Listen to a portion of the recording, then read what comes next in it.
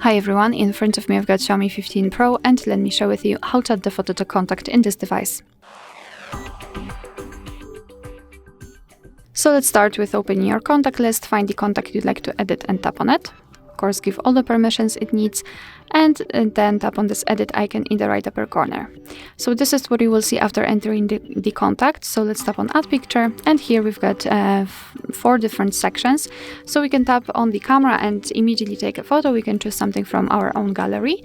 Here we've got pre-installed, not pre-installed, but backed up photos, the monograms, so you can choose the colors and the fonts, or illustrations, which are free of charge and you can they are available online.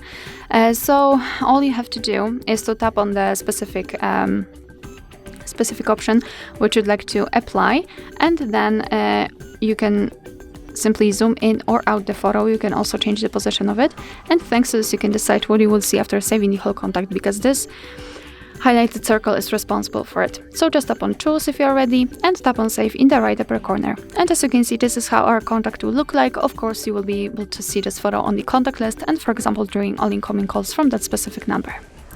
Alright, so that will be all. Thank you so much for watching. Please hit the subscribe button and leave the thumbs up.